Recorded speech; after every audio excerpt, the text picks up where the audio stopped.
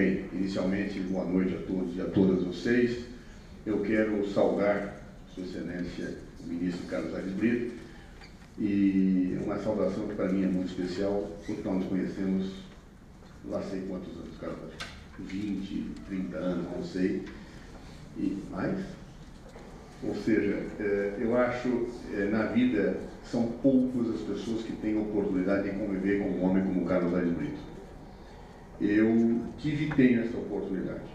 E é uma bênção do destino conviver com uma pessoa que tem a profundidade intelectual que Carlos Aires Brito tem, não apenas no mundo do direito, mas em todos os campos do conhecimento, e que combina a racionalidade do conhecimento com a paixão da poesia. Eu diariamente sou brindado no meu WhatsApp com frases do professor Carlos Aires Brito que são simplesmente maravilhosas, são pérolas de reflexão e de sentimento. Então, por isso, é um imenso prazer que eu tenho aqui no CEUB a oportunidade agora de mais cotidianamente conviver com uma pessoa que para mim é uma referência no plano ético, no plano intelectual e no plano humano.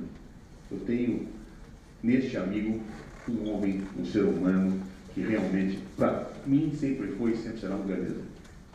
Também quero saudar minha querida amiga ministra Elizabeth, com quem tive a oportunidade de conviver e respeitar o magnífico trabalho que exerce junto à justiça brasileira. Saudar a professora Miriam, amiga do cotidiano, e saudar todos os senhores membros desta mesa, na pessoa do meu querido amigo Álvaro, que aqui está, e dizer para vocês que é com imensa satisfação que me foi designado esse tema, porque é um tema que me preocupa, um tema sobre o qual eu tenho me debruçado e seguramente tenho me angustiado, porque a cada dia que passa, eu chego à conclusão que este modelo de Estado que nós vivemos, se convencionou chamar de Estado de Direito, que nasce ao longo do século XVIII e é aprofundado na sua concepção teórica ao longo do século XIX, passa por uma crise que eu ousaria dizer dificilmente lhe sairá. Faço uma provocação de imediato. Eu duvido que esse modelo de Estado passe intocado no século XXI. E aí a preocupação que tenho, professor Carlos, é o que virá no lugar. O que virá no lugar do Estado de Direito? E por quê?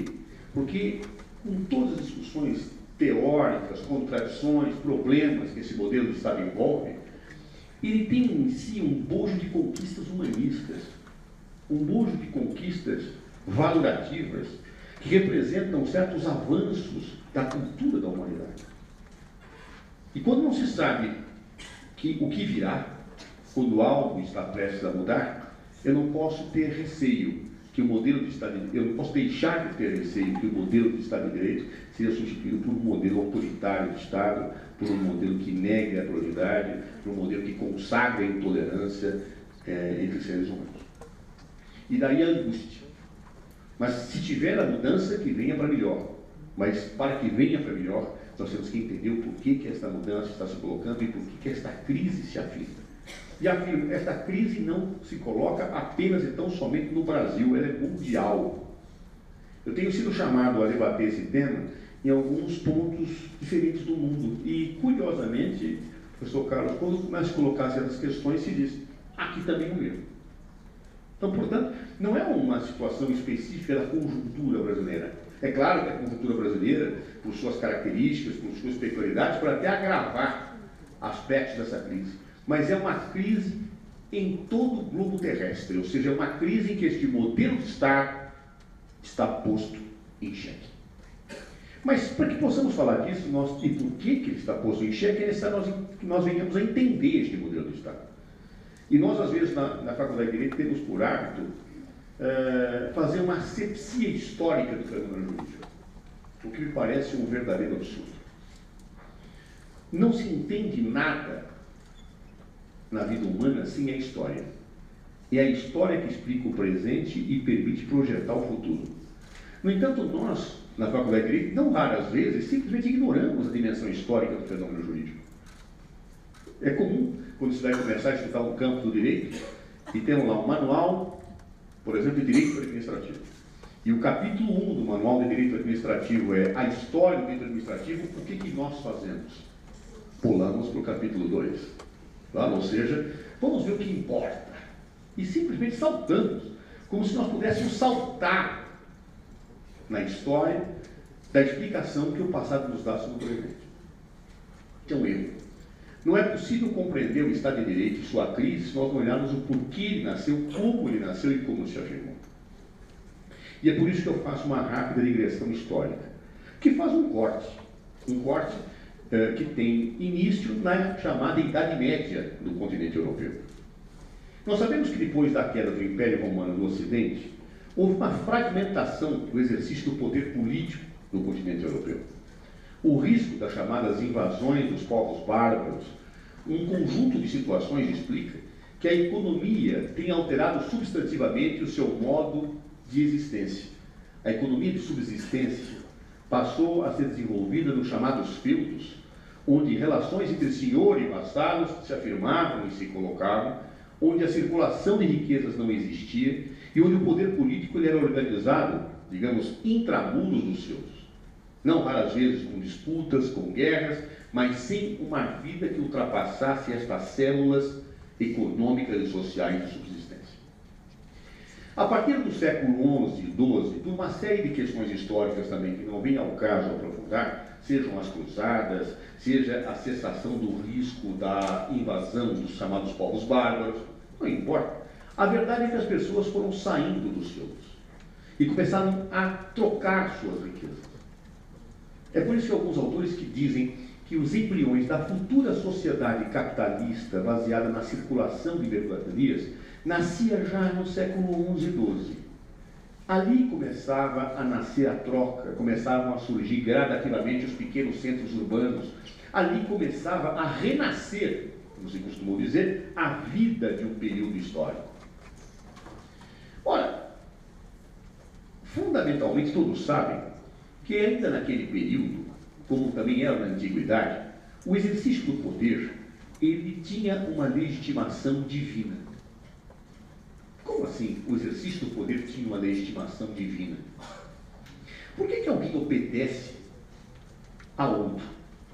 Por que alguém obedece à ordem que lhe é dada por um outro ser humano? Ele obedece porque algo lhe diz que ele está vinculado a esta obediência. Algo lhe diz que há algo que existe uma dimensão que dá poderes para aquela pessoa comandá-lo. Isso se coloca em toda a manifestação de poder, toda sem exceção. Se eu não reconheço em alguém o poder de me comandar, eu não me sinto vinculado a este comando. E o direito sempre estabeleceu regras de poder. E regras de poder vinculantes, em que as pessoas que obedecem reconhecem em alguém o direito de mandar. Direito e poder são realidades indissociadas. Não há direito sem poder. Ou seja, a norma jurídica sem poder é um pedaço de papel cheio de letras e que não significa nada. Direito e poder, portanto, são indissociáveis. Mas o que faz com que alguém reconheça que aquele poder tem que ser obedecido e que aquela pessoa tem o direito de me comandar e de me dizer que conduta eu devo fazer ou que eu não devo fazer? Durante toda a antiguidade e durante a Idade Média, a legitimação do poder era associada a deuses ou a Deus. A maneira pela qual o poder se dizia legítimo é porque ele vinha de Deus ou de deuses. Ou seja, era Deus quem dizia que alguém devia ser obedecido. As monarquias europeias, que nascem cada vez mais sendo centralizadas a partir do século XI e XII, tinham uma forte fundamentação divina. Não é à toa que o Papa coroava os reis. Era a simbologia e a forma de dizer, é Deus quem dá o poder a este homem. E é do sangue dele, filho de outra pessoa que tinha sido ungida por Deus para exercer o poder, que deriva o poder que nasce para ele com a coroação papal. Em outras palavras, na Idade Média, com o fim, ou o início do fim daquela situação feudal que existia, e com o início da unificação dos estados, a ideia da legitimação do poder era uma legitimação divina. Os reis, que começavam gradativamente a unificar seus territórios dentro de um sistema ainda de vassalagens, eram reis que tinham o seu poder vindo de Deus. E imagine o que é ter um poder vindo de Deus. O poder vindo de Deus é um poder que não tem limites. Se Deus dá o poder, quem limitará? Não há limites para o poder que vem de Deus. E é por isso, então, que essa unificação que começa a acontecer no exercício do poder político no continente europeu, ela é feita sob o manto das monarquias europeias, sempre baseadas na ideia de um direito natural vindo de Deus. E quem tem o direito natural vindo de Deus de governar, de mandar sobre a vida de outros, não tem limites, não deve obedecer limites. Não é à toa, por exemplo, que já, alguns séculos adiante, um rei francês, chamado, ou conhecido como Rei Sol, Luís XIV, dizia: o Estado sou eu, l'État c'est moi, eu sou o Estado. Não há limites para ele. Ou como diziam os ingleses, o rei não erra. Não há como errar, o poder vem de Deus. Porém, este poder ilimitado, apesar da centralização dos estados que acontecia a partir do século XI e XII, trazia problemas para uma sociedade que começava cada vez mais a circular riquezas. Não há nada pior para uma economia que vive da circulação de riquezas do que a imprevisibilidade. Eu não sei quanto vou pagar de imposto, eu não sei se vou poder vender, eu não sei o que acontecerá no momento seguinte à venda que faço de um produto. A imprevisibilidade é nociva ao desenvolvimento de qualquer sociedade que se baseia na circulação de riqueza. E claro, se por um lado os territórios nacionais estavam se unificando a partir do século XII, a afirmação de um poder real, central, incontrastado, sem limites, trazia problemas para o desenvolvimento desta sociedade que queria cada vez mais desenvolver a circulação de riquezas. Em alguns países, como a Inglaterra, já no século XII se começou a estabelecer limites ao poder real. Cartas de direitos.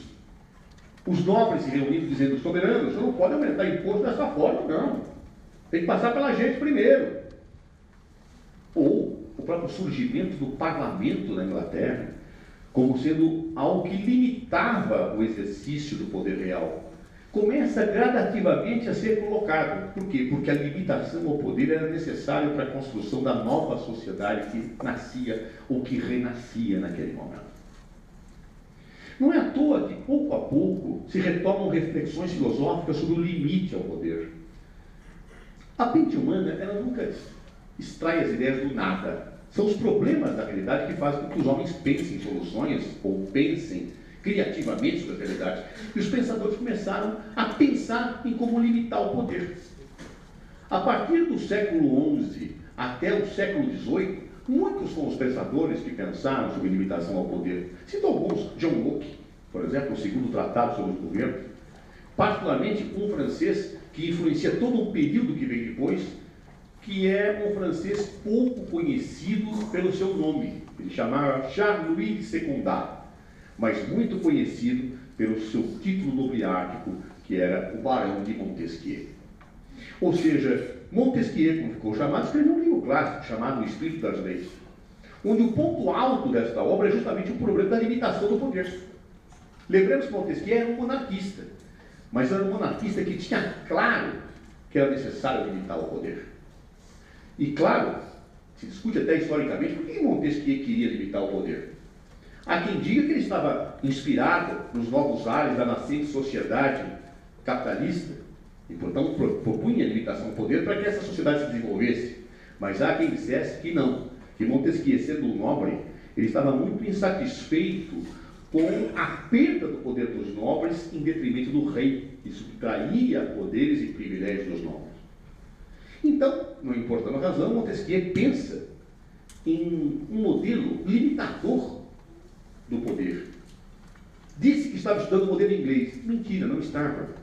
Por isso há quem até acuse Montesquieu de uma certa dose de estelionato. Porque, na verdade, ele não estava estudando o modelo inglês, ele estava criando um modelo. usando como pretexto as limitações do poder feitas na Inglaterra. Mas ele construiu uma ideia muito importante que influencia todo o período que se lhe segue. Ele parte da premissa em que ele diz: todo homem que tem o poder tende a dele abusar.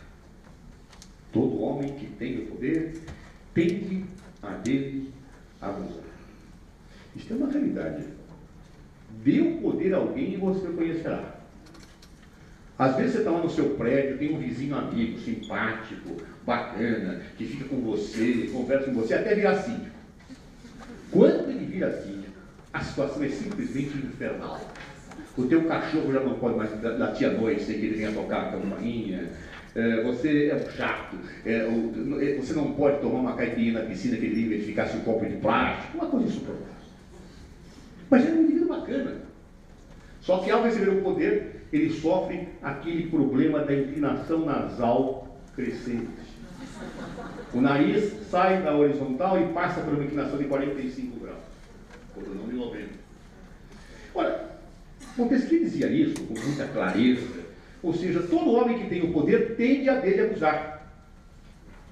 Por isso é necessário limitar o poder. E ele até acrescentava: até a virtude precisa de limites. Essa é uma frase muito interessante. Até a virtude precisa de limites.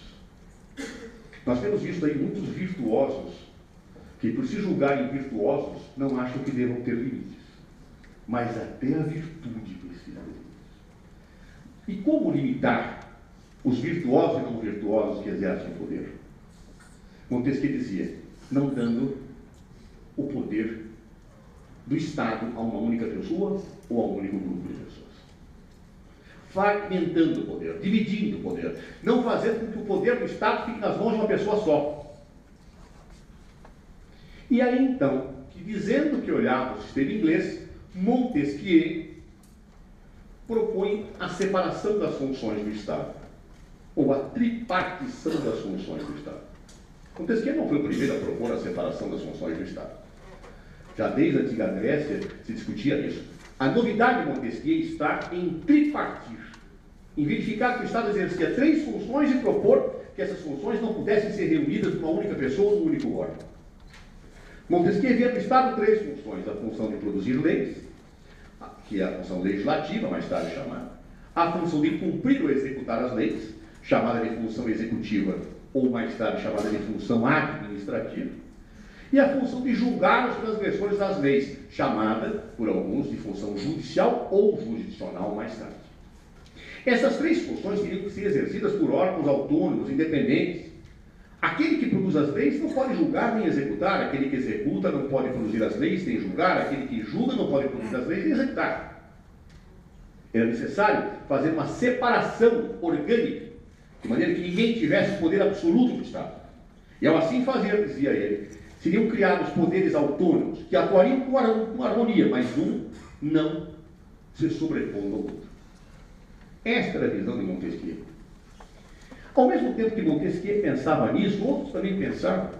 E tempos depois de Montesquieu, um outro francês, Jacques Rousseau, especialmente na obra chamada O Contrato Social, desenvolve ideias interessantes, do ponto de vista de tentar mostrar que as pessoas teriam que ser governadas pelas leis, que as leis teriam que ser feitas não por pessoas inspiradas no divino, mas por pessoas eleitas que representassem a sociedade.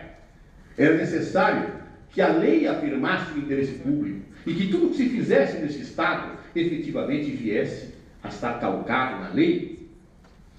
Todo este conjunto de pensamentos e de experiências de limitação ao poder formaram ao longo do século XVIII um modelo de Estado. Um modelo de Estado que vencia aquele modelo de Estado absoluto. Muitos autores chamam esse Estado absoluto do rei de poder ilimitado de Estado de polícia. O Estado de polícia foi superado por um novo modelo de Estado que nascia no século XVIII e que se convencionou chamar, apesar de muitos nomes de serem dados, de Estado de Direito. O Estado de Direito ele surge através de uma reunião desses pensamentos de homens como Montesquieu, Jean-Jacques Rousseau, de Seyret e tantos outros, de Locke, e surge também de experiências normativas, que naquele momento histórico foram sendo feitas. Na Inglaterra, aquele conjunto de limites levou a um sistema que ficou conhecido historicamente como a Rule of Law, a regra da lei, obediência legal. Era já uma antecipação desse modelo de Estado. Modelo de Estado que depois passa por uma experiência normativa na Constituição norte-americana, no final do século XVIII, e das constituições francesas que seguem a Revolução de 1789, a Revolução Burguesa na França, chamada de Revolução Francesa. Todo esse conjunto de experiências normativas e pensamentos formou um modelo de Estado. Mas, curiosamente, essas experiências normativas e esses pensamentos, eles são aprofundados ao longo do século XIX pelo direito alemão. É no direito alemão que surge a expressão Estado de Direito. É no direito alemão que se reúne o pensamento e que se formula este modelo. De tal sorte que no século XVIII, no século XIX, nasceu este modelo de Estado, chamado de Estado de Direito. Sinteticamente, quais são as características desse modelo de Estado? Os autores divergem demais. Uns botam ênfase em um aspecto, outros botam ênfase em outro. Eu, pessoalmente, vejo um modelo de Estado que começou pelo pensamento, pela experiência normativa, pelo aprofundamento teórico dos alemães, e que tem várias características que se somam e que se integram. É um Estado que tem um modelo único, mas com características que podem ser destacadas para fins analíticos.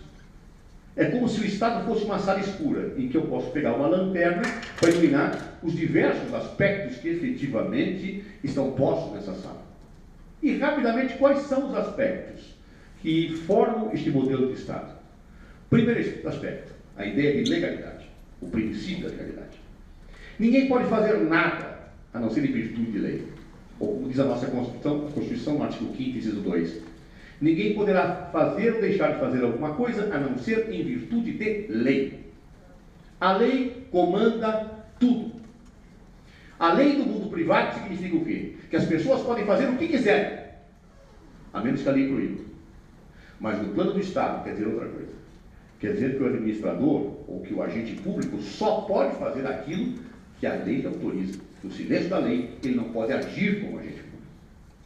Ou seja, no silêncio da lei, no mundo privado, tudo se pode. No silêncio da lei, no Estado, nada se pode. Ninguém pode fazer ou deixar de fazer alguma coisa a não ser em virtude de lei. Uma das características deste Estado. Segunda característica, a separação de poderes. Tradicionalmente, na versão dada por Montesquieu, o poder do Estado formado através do poder legislativo, do executivo e do judiciário. É fato que formulações já do período eram bastante diferentes. Rousseau, por exemplo, atribuía a grande soberania ao poder legislativo. O poder legislativo devia ser composto por representantes do povo. E ao ser composto por representantes do povo, ele era um poder intocável, era o poder mais poderoso. O judiciário era bastante minimizado na visão de Rousseau. Também na de Montesquieu. Na de Montesquieu, o judiciário era um poder neutro. Só aplicava a lei. O legislativo era importante, porque ele representava a vontade do povo. Por isso, as constituições francesas, que se seguem à Revolução Francesa, dão muita ênfase a essa ideia do legislativo, e do legislativo que não submete a controle de nenhum outro poder. Diferente do modelo norte-americano. No modelo norte-americano, basta ler os Federalist Papers para se verificar que aqueles que criaram a Constituição norte-americana tinham um grande medo do parlamento. Eles eram, do ponto de vista democrático, bastante conservadores. Eram federalistas, ou seja, queriam a união do território nacional em unidades federativas, mas do ponto de vista da democracia temiam muito o povo chegando ao parlamento. Alguns escritos dos federalistas diziam: há que se tomar cuidado com o poder demasiado do parlamento, porque o povo pode, de repente, começar a fazer restrições à liberdade. E retirar a liberdade de quem a tem é um crime, é necessário controlar isso. Então, a maneira que se encontra na Constituição americana de controlar é dar menos poder ao parlamento. Cria-se o presidencialismo como uma forma de governo, diferente do sistema europeu, em que o parlamentarismo existe e o governo é intrinsecamente ligado à maioria parlamentar. Nos Estados Unidos se cria o presidencialismo, o presidente é eleito, da mesma forma que o parlamento é eleito. Se cria o poder de veto do presidente da República às leis, e se cria o chamado Judicial Review, ou seja, a possibilidade do judiciário controlar os atos do parlamento, que não era admitido no sistema francês. Bem, com essas variações, nasce este modelo de Estado aprofundado pelos alemães, todos adotando a separação de poderes na feição do Montesquieu, mas com nuances diversas. Uma outra característica do Estado de Direito é justamente a dimensão da supremacia constitucional e hierarquia das normas. Ao contrário do que existia na Idade Média, se desenvolve a ideia de que há uma hierarquia entre as normas e que o topo dessa hierarquia é a Constituição. Isso fica muito bem elaborado no século XX por um jurista chamado Hans Kelsen, que desenvolve a ideia de que há uma pirâmide na estrutura normativa, no vértice a Constituição e a partir daí um escalonamento hierárquico nas normas. Ou seja, as normas desse Estado de Direito eram organizadas hierarquicamente. Para quê? Para que se pudesse ter previsibilidade e racionalidade necessárias para o desenvolvimento da sociedade capitalista. Criava-se um Estado adequado ao desenvolvimento da sociedade capitalista, com previsibilidade e razoabilidade. O sistema tinha que ser racional, as normas tinham que ter hierarquia, e a Constituição era a peça maior. Isso se constrói neste modelo de Estado. Uma outra característica deste modelo de Estado é a ideia do Estado como pessoa jurídica. Na medida em que se queria assegurar a liberdade para os cidadãos poderem comercializar, se queria assegurar todo um conjunto de distinções entre a sociedade e o Estado, para que o Estado pudesse garantir a liberdade e colocar limites no exercício do poder, os alemães desenvolvem a ideia de que o Estado é uma pessoa jurídica distinta daqueles que governam, daqueles que são seus servidores. A ideia do Estado como personalidade jurídica, portanto, um ente com personalidade jurídica, surgiu neste período como uma característica para diferenciar a sociedade do Estado, para permitir que o Estado não fosse alguém e para permitir que o poder fosse exercido por uma pessoa distinta da sociedade.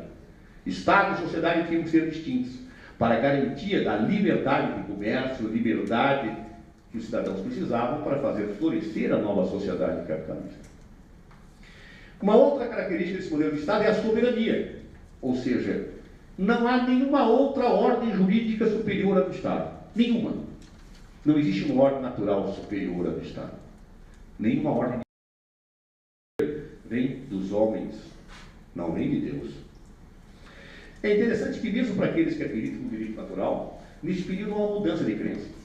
Quem acreditava no direito natural vindo de Deus, fica ultrapassado pela ideia de que acredita no direito natural descoberto pela razão humana.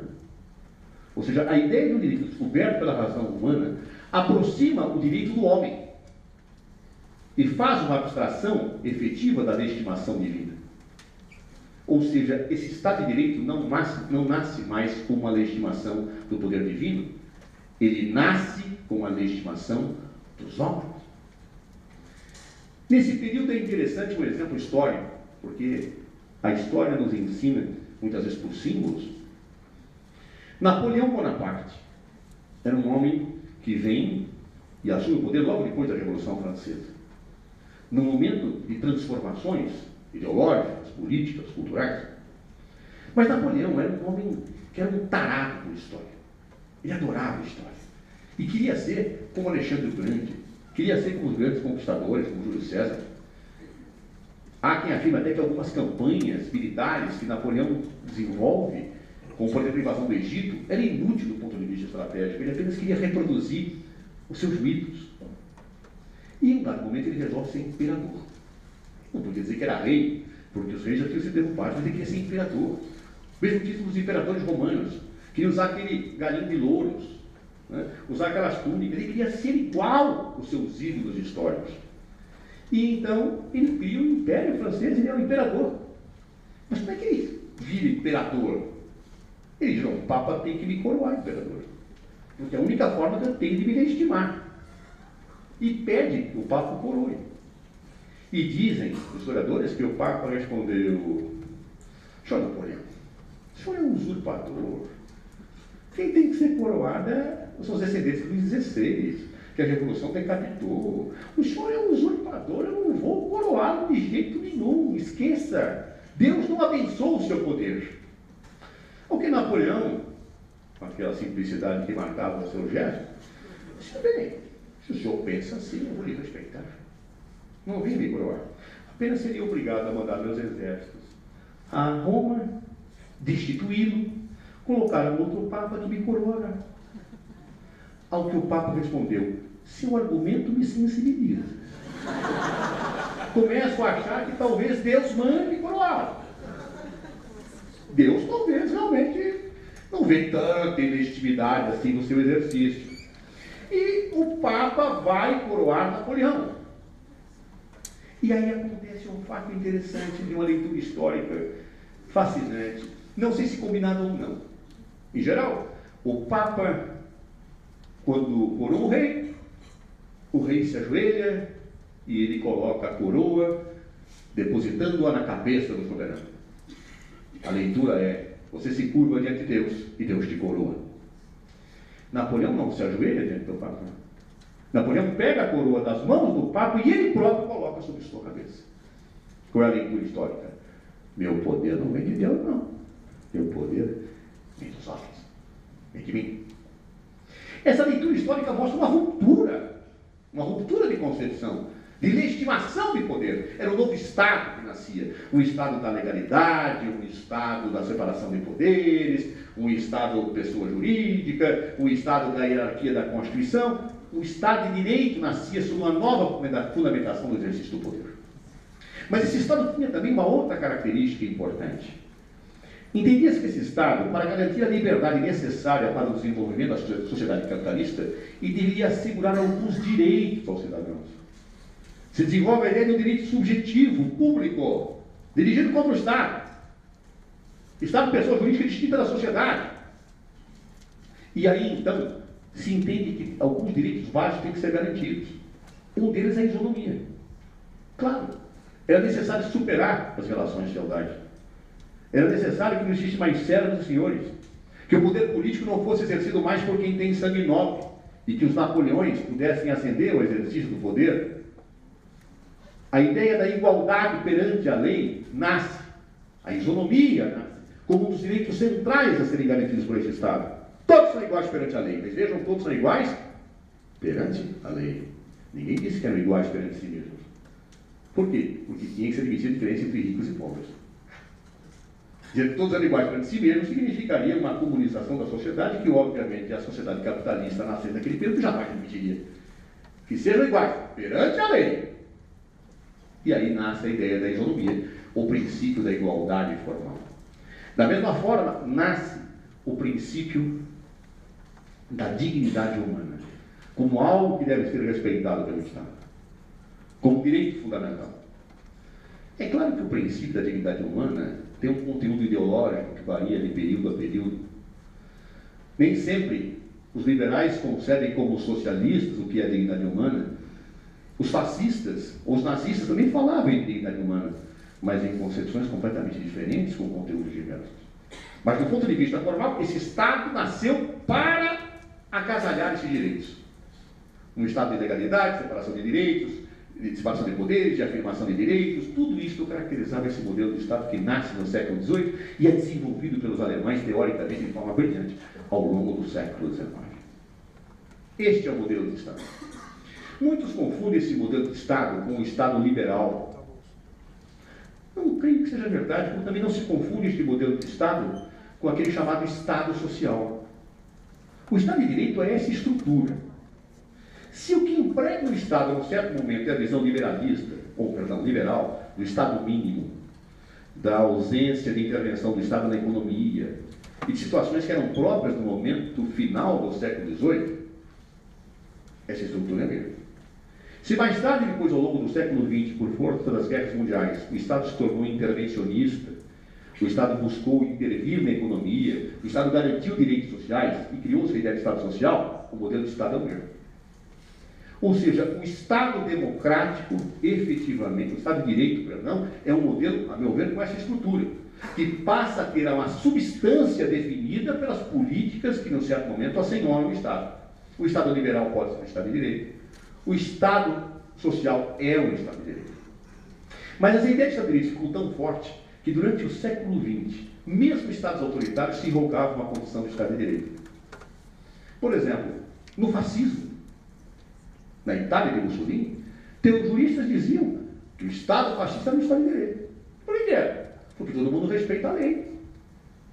Ora, respeitar a lei faz de um Estado de direito?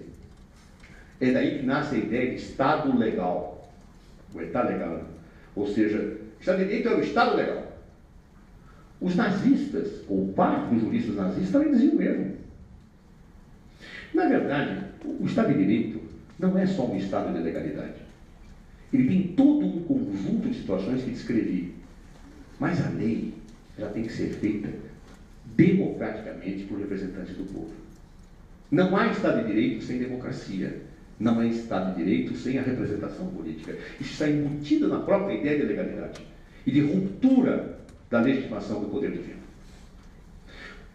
Exatamente para se contrapor um pouco essa ideia de Estado legal como conceito de Estado de Direito, é que mais tarde se trabalha a ideia do Estado democrático de direito. E é para dizer, olha, para não ter dúvida do que é Estado de Direito, coloca a democracia nesse contexto. Mas pessoalmente acho que a expressão Estado democrático de direito tem uma dimensão de pleonasmo. Porque ser Estado de Direito já implica em ser democrático.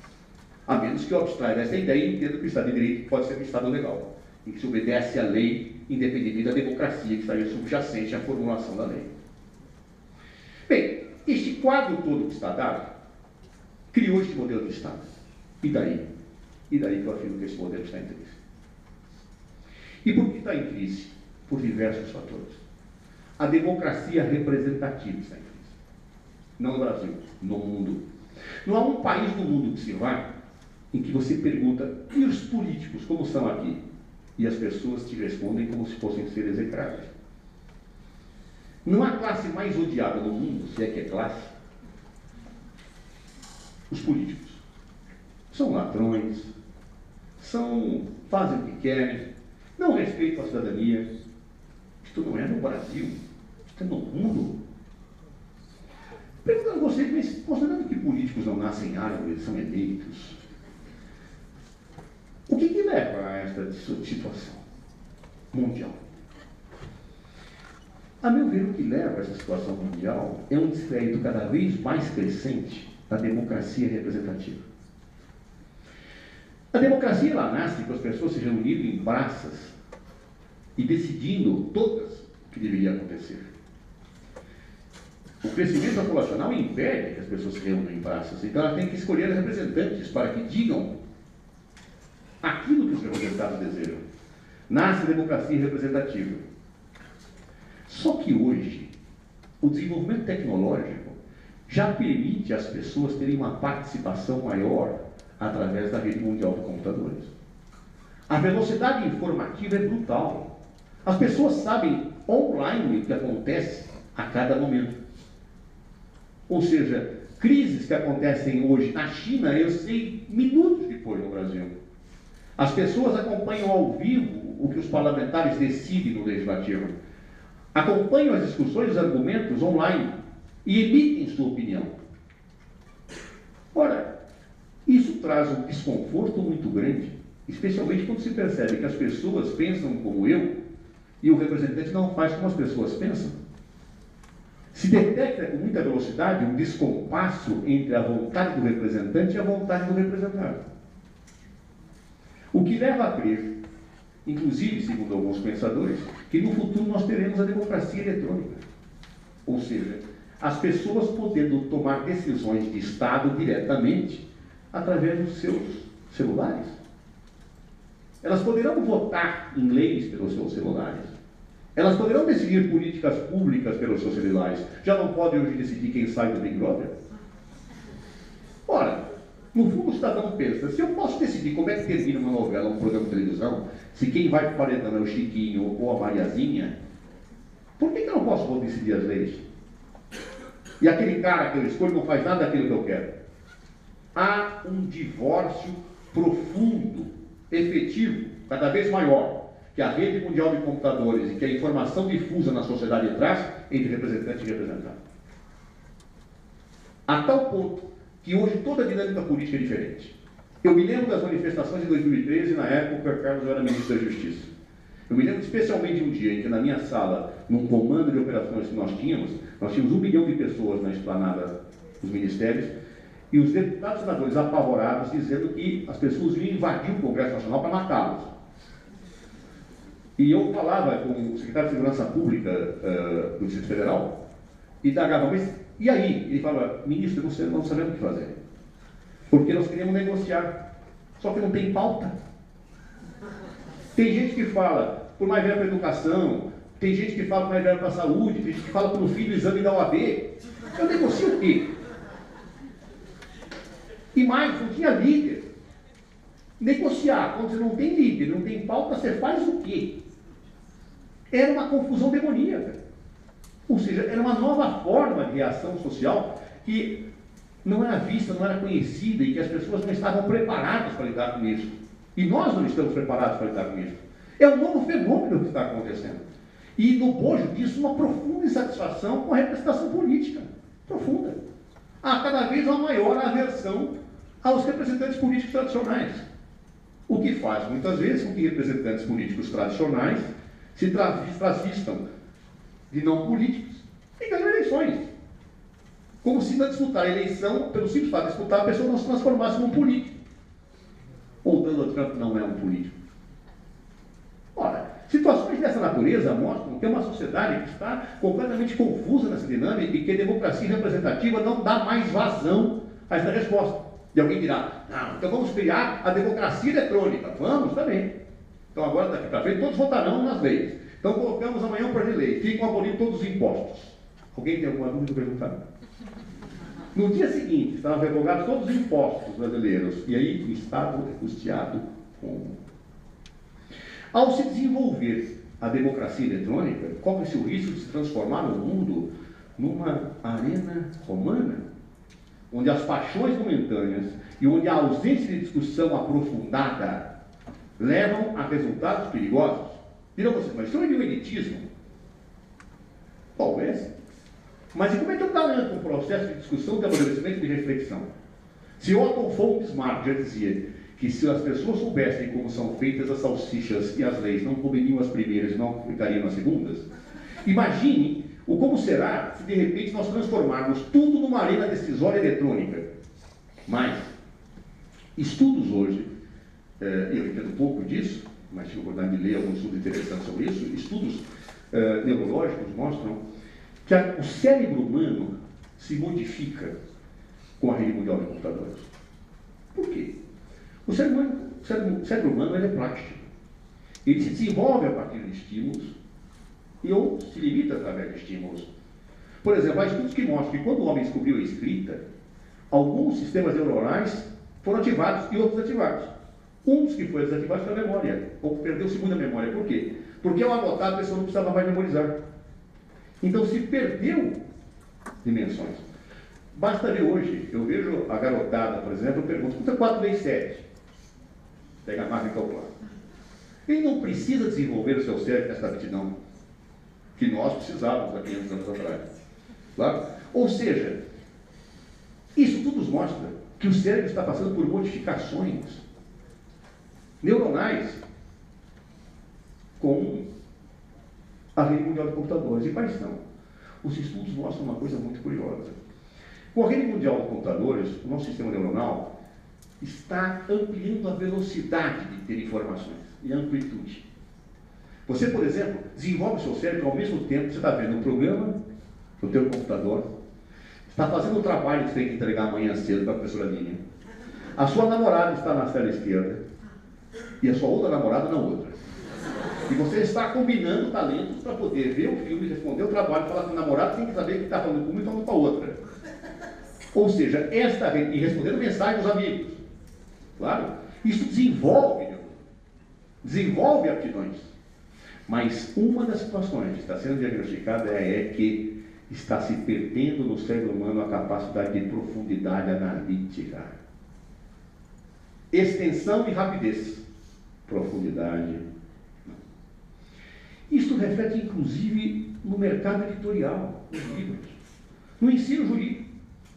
Eu me lembro, Carlos, que quando eu comecei a fazer a faculdade de Direito, não estou tão velho assim, eu pegava os manuais da minha área de administrativo, então eu pegava um livro do Celso Antônio Bandeira de Mello, do Oswaldo Aranha Bandeira de Mello, tinha 700 páginas, cada volume, né? Ia estudar, e achava isso normal, pegava monografias para ler. Outro dia, minha filha que faz direito, falava, pai, me indica o livro de direito administrativo. E eu indiquei, ela falou, pai, tudo isso de página, pai?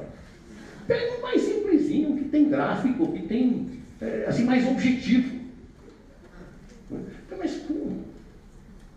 Na verdade, nós estamos cada vez mais querendo amplitude, síntese, velocidade e profundidade. Zero. Como isto é na aprovação de uma lei pela democracia eletrônica? Nós não vamos debater em profundidade as consequências dos nossos atos decisórios? Vamos esperar o desastre se consumar para perceber erramos? Não vamos fazer estudos detalhados e pormenorizados para definir uma regra? Ou seja, a democracia representativa está em xeque. E nós não sabemos exatamente o que devemos e o que podemos colocar em lugar. Da mesma forma, a separação de poderes está em crise. Por que está em crise? O legislativo está em crise. Em crise pela democracia representativa, mas também por um outro aspecto. O legislativo é um órgão colegiado. Por definição, ele é lento. Por definição, ele é lento. Na ditadura é rápida essa decisão, porque é só o ditador que decide. Mas o legislativo, ele é necessariamente lento. Por quê? Porque tem que passar por debate, porque tem que tomar maioria, porque a oposição tem o direito de obstruir, o direito de obstrução é um direito legítimo. E assim você precisa de uma lei rápida. O Brasil tem até uma situação curiosa aqui, como deputado, eu sempre achava que ficava intrigado, porque nós temos, como precisa de leis rápidas, tem um regime de urgência. Mas criou-se um regime de urgência urgentíssima. O que significa dizer urgência urgentíssima? Quer dizer, se a urgência já não é urgente, o que é urgência com mais urgência? Ou seja, a ideia eu preciso, e nem assim sai a lei. Por isso as constituições modernas criaram um mecanismo de intervenção legislativa do executivo, como as medidas provisórias. O legislativo ele não consegue mais ocupar os espaços decisórios. O princípio da legalidade diz que tudo só pode ser feito através da lei, só que a lei demora. E aí é que alguém ocupa espaço.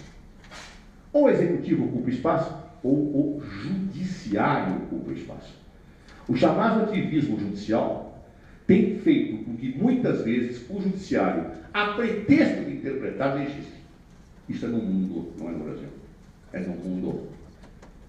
E aí surge um problema terrível, que é o problema da legitimação. Muito bem, esse Estado foi inteirinho legitimado pelo voto. Os magistrados das Cortes Constitucionais Europeias, que mais tarde a Europa adotou o Judicial Review norte-americano, e criaram essas Cortes Constitucionais, como o Supremo do Brasil e outros países, não são eleitos pelo povo. E se eles forem interpretar a Constituição legislando, quem lhes deu legitimidade para fazer isso? E a democracia? Não é à toa que alguns juristas já falam hoje em ditadura do judiciário. Ou seja, porque o judiciário, a pretexto de interpretar, ocupa o vácuo legislativo, legisla sem democraticamente expressar uma posição da sociedade. E como é que fica isso? O poder não vem mais de Deus, agora não vem mais do homem, vem da onde?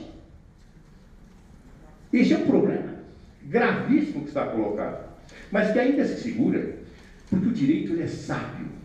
O direito sempre escondeu, ou procura esconder, a relação de poder que está por trás da norma jurídica. Ele quer que as pessoas sigam a norma, porque entendam obrigatório e não percebam que há uma relação de poder entre homens e mulheres envolvidos naquela norma. É por isso que o direito trabalha com um fenômeno que eu sempre chamei de a teatralização do fenômeno jurídico, que é a ideia de, inconscientemente, dizer que o direito tem uma ligação com o divino sem ter. Magistrados usam togas, advogados usam becas, nós falamos expressões incompreensíveis para os cidadãos comuns. O nosso latim é incompreensível até para nós mesmos, às vezes. No entanto, nós somos iniciados numa arte em que a pessoa olha e fala, mas deve ser assim, né? Não entendi nada, mas é isso. Isso para mim foi despertado, logo que eu me formei na faculdade, eu peguei uma causa de uma favela para defender os favelados. Que me trouxe um cientista político, um grande cientista político, um homem cultíssimo já falecido, chamado Éder Sá. O que me espantou naquela causa é que era uma ação promovida por magistrados, família de magistrados e membros do Ministério Público, que os favelados tinham mais de 20 anos na área, ou seja, até pela legislação da época já tinham uso capião. No entanto, ninguém havia contestado a ação. Ninguém havia. E eu não conseguia entender por que não havia contestado, até que eu entendi. O oficial de justiça, quando ia fazer a citação, dava para os favelados um papel, dizia, assina aqui, essa é a escritura do teu barraco, guarda e não mostra para ninguém. Eles guardavam, não contestavam a ação, foram reveres. E eu entrei, já na fase final dessa ação, já tinha transitado em julgado, comecei a sustentar a nulidade da citação, invoquei a teoria de Henrique Túlio Lima, da nulidade da coisa julgada, da ineficácia da coisa julgada diante da ausência da citação. Havia uma ação dolosa pela Comissão de Justiça, mas perdia todas no tribunal, né? Todas. Embora eu tivesse convencido que eu tinha razão naquilo que eu defendia, no direito, não só na justiça, no direito. Mas seja como for, quando eu expliquei para os favelados, aquilo, eu e Éder explicamos, cientista político, eles ficaram indignados, absolutamente indignados, foram enganados. E agora chegou a um tal nível de exacerbação, que eu, dado dia numa assembleia, num domingo, eu disse, olha, eu farei a última sustentação oral no tribunal na quarta-feira. O morador me levantou e disse, doutor, quero lhe informar uma coisa, nós vamos assistir. Vamos, não podem ir, só bota uma gravatinha, senão vocês não vão poder entrar, não cabe todo mundo, alguns ficam lá embaixo. Doutor, mas nós perdemos, nós vamos quebrar o tribunal. Nós vamos quebrar o tribunal, você não pode fazer isso. Uai, não vão quebrar a nossa casa, nós quebra deles. Não, peraí, não é assim, e tentamos demovê-los, mas não havia Cristo que os demovesse. E eu falei, eu mal consegui a minha carteira da ordem, já vou perder na primeira causa que eu pego, é um desastre, né? Mas eu não podia dizer que eles não podiam ver o julgamento, mas por outro lado eu podia aconselhá-los, mas não amarrá-los. E eu fui bastante temeroso naquele dia. E defendi teses que todos os mortais compreendem, como a ausência de desconsórcio necessário, né?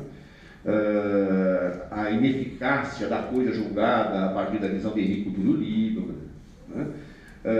A intervenção como assistente de desconsorcial, num certo caso, valendo para atingir o desconsorte passivo. Teses muito fácil, qualquer leigo entende. E eu fiz a sustentação, começou o voto do relator, nego, todos negaram, todos negaram. Falei, meu Deus do céu, agora. Eu viro para trás e a comissão que estava lá, uns 30, o resto está tudo lá embaixo, quietinho, olhando. E o cientista político, repito, que é um homem culto, diz para mim, e aí? Falei, o quê? O que vai acontecer? Eu falei, nada, acabou. Acabou? O que foi? Falei, perdemos.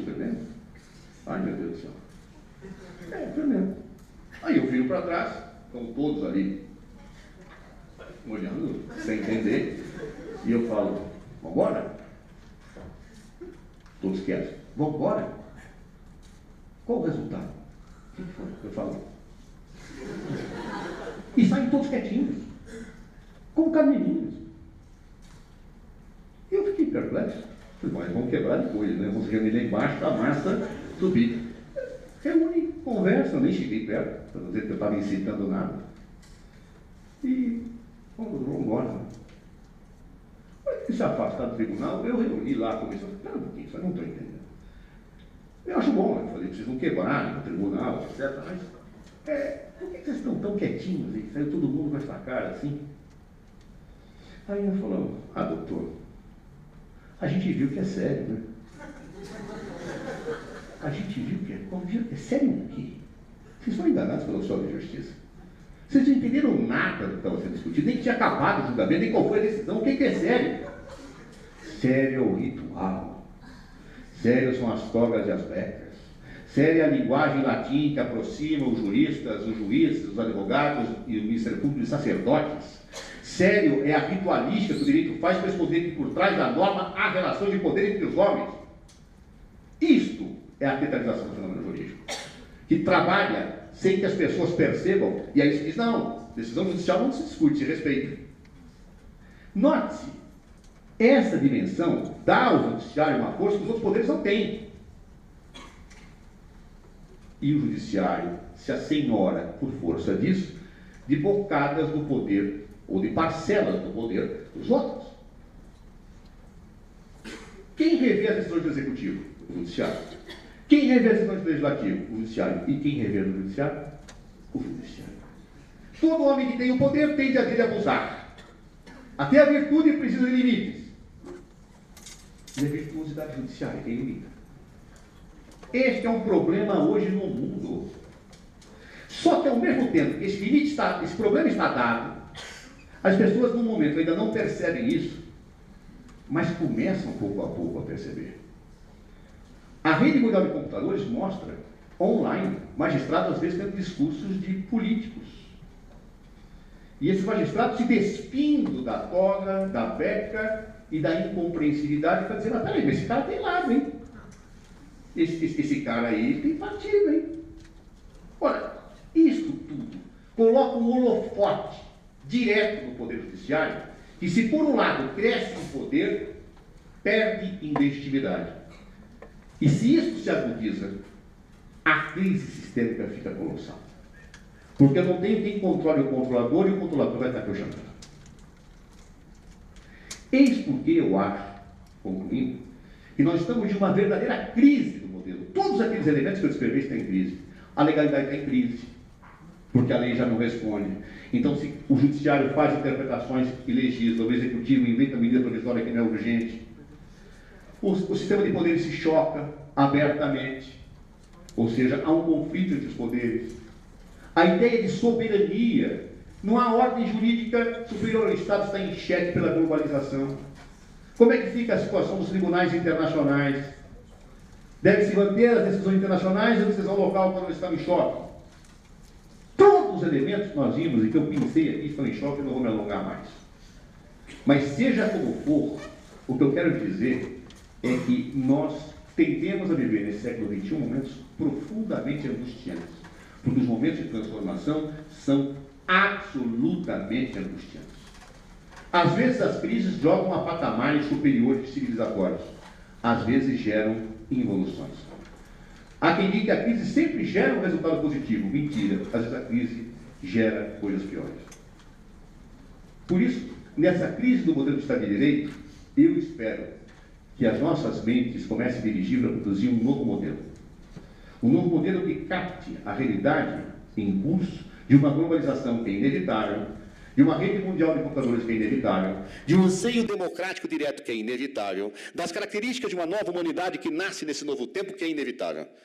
Mas nós construamos isso para garantir o não autoritarismo, a não intolerância, a fraternidade, a liberdade e o respeito entre os seres humanos.